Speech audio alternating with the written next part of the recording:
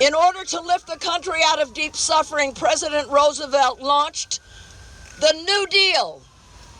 In his first 100 days, Roosevelt created government spending programs that put millions of people to work in hundreds of public projects all across the country. The people had said to him, "This is what we need." And you know what he said? "I agree with you. Now go out and make me do it." Let's remember that. No matter who we elect, we're going to have to make them do it. Right on. The same interests that hated Roosevelt and the New Deal are the ones today telling us that the Green New Deal is bad, that big government is bad, and they've convinced a lot of people of this. The very people who are actually hurt because government is being shrunk and taken over by big business. We cannot continue business as usual. Republicans and some Democrats will say the Green New Deal is ridiculous, utter fantasy, too expensive. But given the emergency, it is those who believe in business as usual and moderation who are truly delusional. Yes. The Green New Deal will be difficult, but it's what can save us. And it could instill in this country a much-needed sense of shared higher purpose. So we're going to start off with Abigail Leedy, who is an 18-year-old climate organizer from Philadelphia. Abby was planning to attend college this year. But after learning about the Green New Deal during her senior year of high school, Abby decided school had to wait. She's putting off school to organize full-time with the Sunrise Movement for good jobs and a livable future. Please welcome Abigail Leedy.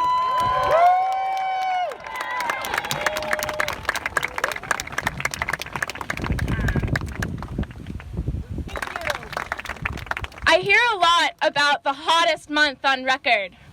I feel like actually at this point I've lived through most of them. I feel like every time we round the corner to the next month, there are some headlines about all the records we broke. This summer, for example, was the hottest one on record in Philadelphia. In Philly, we get these heat waves, and it's so hot that when you're outside, it feels like you can't breathe. Like if you stand still long enough, something really important might stop working. We get them all the time. We had a really bad one the beginning of my senior year of high school, and none of the public schools in Philly have AC, so we missed 6 days of school because they were worried if they put us all in these brick buildings together, the heat was going to hurt us. In Philly, over 100 people have died in the last 10 years during those heat waves.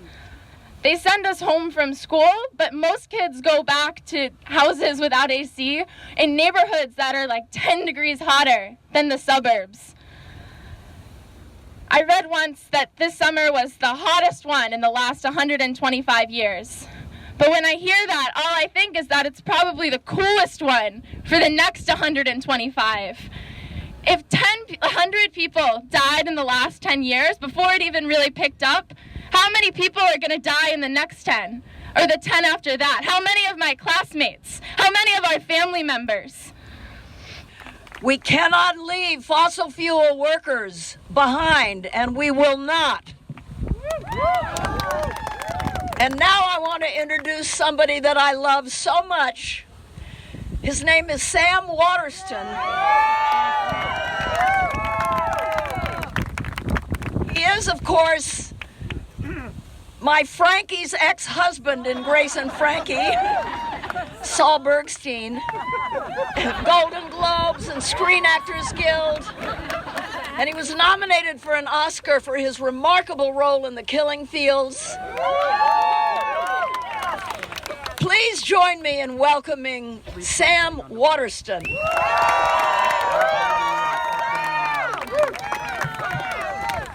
So, if I don't shout as well as those two, can you still hear me? Yes. People with power and influence have done what is good and sensible before. They will do it again, but in our country, under our system of government, they need to be pushed, as Jane was just saying. That's our job. Anyone who imagines they can take on climate disruption all by themselves is crazy, out of their minds. We have to join together. We need something to push for that's as big as the problem.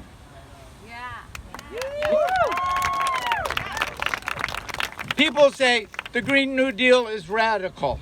What is radical is climate disruption. We will only beat it if we think and act in new ways. We can do it. We've done it before. The New Deal did it. It took gigantic social, economic, and environmental catastrophe, the Dust Bowl, the Great Depression, the stock market crash, and made a new and better United States. Government didn't do this. We made government do it. Climate is a man-made crisis. We can beat it. We just can't be afraid to look the problem in the eye. We can't be afraid to think big, and we have to act in lots of different ways. What we're doing today, to me, isn't radical. To me, it's a moderate response to a sensible and good response to a radical situation. Maybe the most radical situation the world has ever seen. Nobody knows how it will all turn out, but who wants to take it lying down? Please join me in welcoming a true frontline warrior, Jacelyn Charger.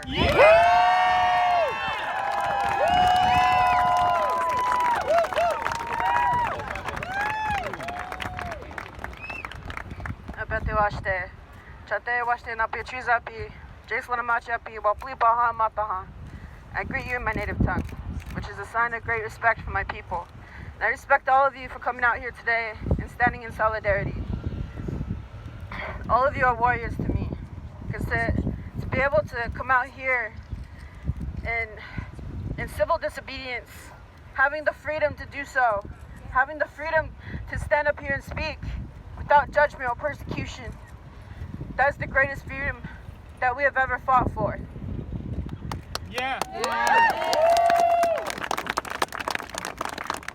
I stand here before you, a Lakota woman. It is the young people that I see in these streets day after day. But now my heart feels so happy that it's not just young people anymore.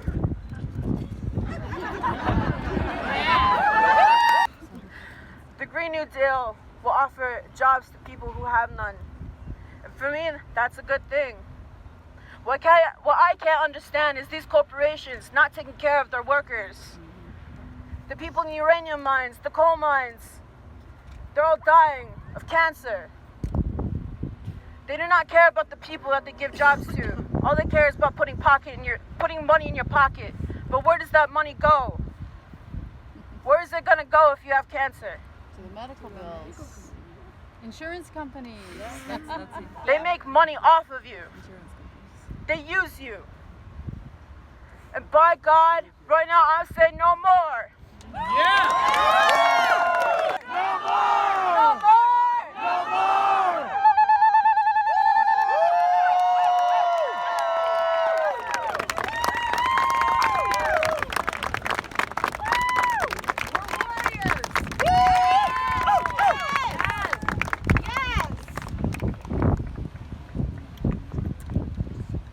And now I want to introduce Charlie Jang. Charlie is a climate campaigner at Greenpeace USA. At Greenpeace, we are gearing up for a big campaign in 2020 with our partners to put pressure on candidates so they make ending the era of fossil fuels their top priority in the next administration. We are going to expose big oil's corruption and greenwashing tactics and erode the influence they've held over our politics for far too long. And we're going to fight alongside our allies to ensure that the Green New Deal is developed by and for communities at the front lines of the climate emergency we face, not by the same executives and lobbies who created the crisis in the first place. Quoting Naomi Klein, who has said, "Let us remember that there are tens of thousands of people, huge numbers of organizations who have been preparing for a Green New Deal style breakthrough for decades. Centuries in the case of indigenous people. We are not doomed unless we choose to be." So thank you for being here. Join us every Friday and tune in to our Thursday teach-in at 7 p.m. Eastern Time by going to Fire Drill Friday. And now we're going to get arrested. Thank you.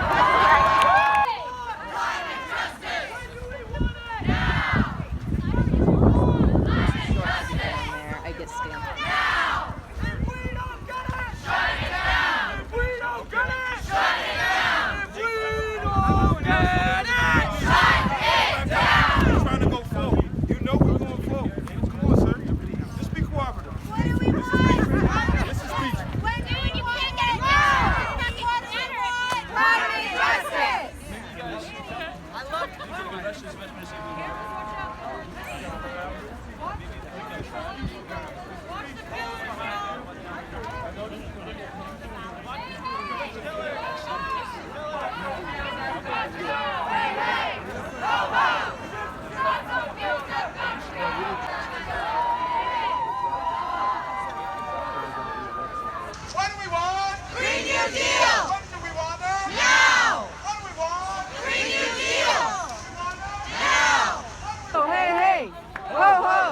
Fossil fuels have got to go.